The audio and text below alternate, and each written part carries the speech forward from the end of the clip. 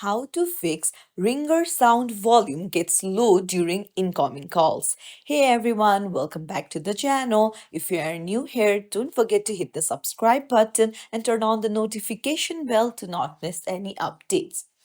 So, does your ringer sound automatically get slow when you get an incoming call and look at it? That may be because your attention aware feature is turned on.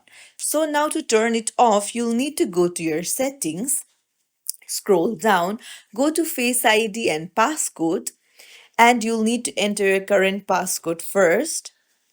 Now, here scroll down and you find the attention aware features.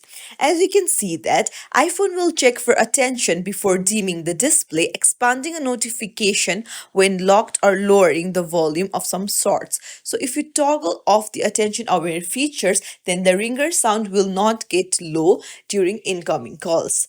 So that's it. It's as simple as that. If you found this tutorial helpful, don't forget to like and subscribe to our channel for more tips and tricks. Thank you for watching.